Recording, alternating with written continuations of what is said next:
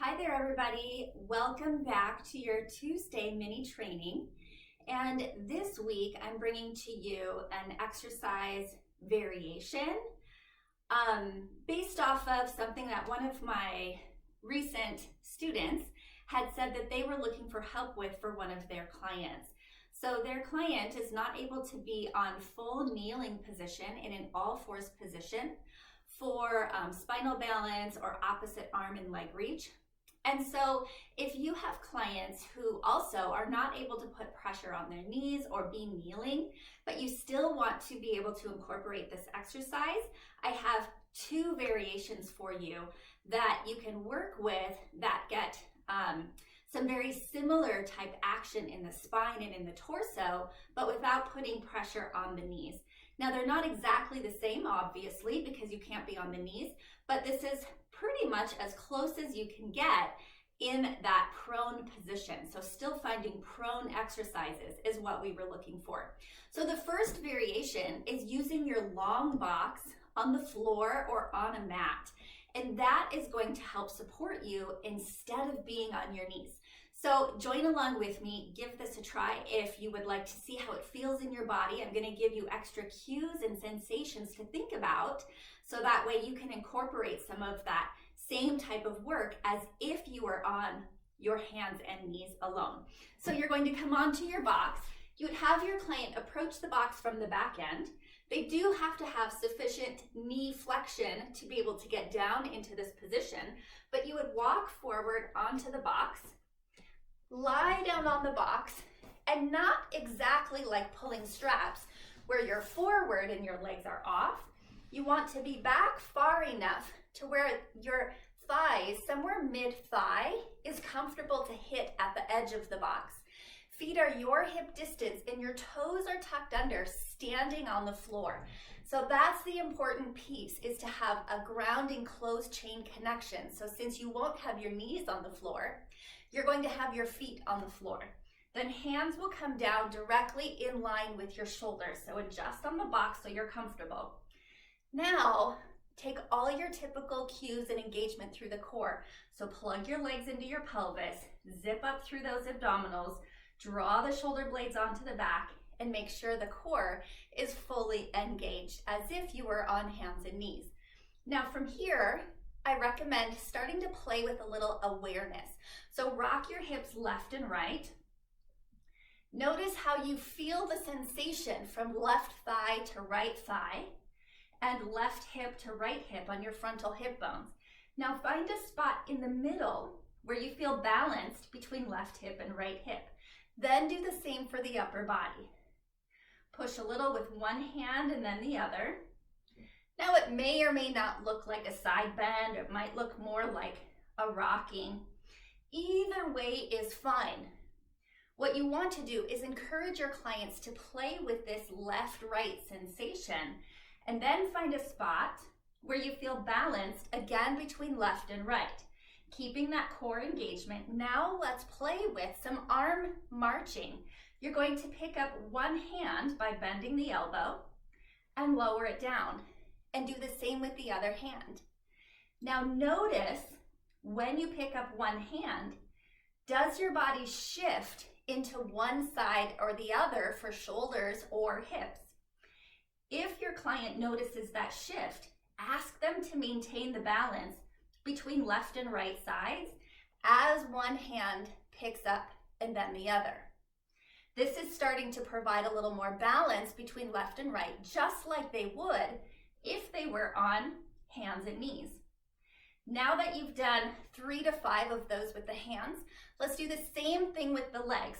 So keeping that core connection, you're going to just pick up one leg, any height. It does not necessarily have to come as high as the torso or the body, but if it can, that would be great hip extension, right?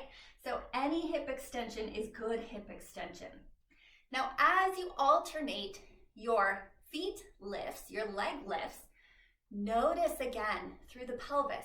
How does it feel? Are you able to maintain that balance from left to right through the pelvis and the shoulders? All right, now that you've done 3 to 5 of those, let's start going into opposite arm and leg. I do like to start with a bent arm to begin rather than a straight arm when you're on the box. So I'm going to start with my right leg and my left arm and bring everything back down. Standing to the floor, transfer now to the other side, and then return. Continue alternating sides just like you would on the floor. Now to advance this, you would straighten the arm a little farther, maybe not all the way. Most advanced would take this into that full extension overhead. My body's not really liking that today, so I'm going to stick with more of a bent arm position. So that would be how you could cue the same type of exercise. Being on a very stable surface, the box kind of acts as your knees to help support the body. Now, once that feels pretty good and steady, how could you challenge this just a little bit differently? That is where the physio ball comes into play. So you can do this same sequence on the physio ball, but now you have a larger, rounder, unstable surface to try and work that stability. So here's how it would look with the physio ball. Let's move this box out of the way. To approach getting onto the physio ball, you would do the same thing. Come down into your bent knee position, tuck the ball in close to you, and kind of roll forward on the ball until you find a spot. I'm going to get in frame here a little more. Until you find a spot where you feel comfortable on your torso. So for some people, that might be more towards their chest. Some might be more towards the middle of their abdomen, and some it might be more towards their hips. It has a lot to do with our body proportions, so just let the client find a spot where they feel balanced front and back. Then toes are on the floor, hands are on the floor, just like before. But now we have this unstable surface. So again, clicking through the legs, through the core, through the shoulders, and now let's see how my body is coordinating today. You're going to then work those marching arms. It's a different sensation. So, woo, you're gonna pick up one side. That side's easier for me. Isn't that fun to see? Oh, that side is hard today. This side is easier. I don't know if you can see that. Oh, but I take a little side bend when I pick up that arm.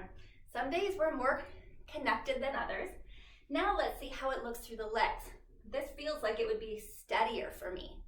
1 and 2. And again, you want to pick up from that gluteal fold, not from the low back. Easier said than done when you're on such a surface like this, and when you're talking, makes it harder. Now, opposite arm and leg. I'm going to go with my stronger side. I found that my right hand was a little easier to find that stability. So I'm going to pick up right arm and left leg. Not too shabby. Now, left arm and right leg. I had to stop talking to focus. Still a little challenge. So you can see how that completely increases the challenge for the same all fours position. You're definitely working spinal strength, core strength, everything just like you would do when you're on your hands and knees. But now you have some ways to modify for your clients who may not be able to be on their knees. If you enjoyed this sequence, be sure and hit that like and subscribe button. Then check out my on-demand library of Pilates classes linked below. See you next time.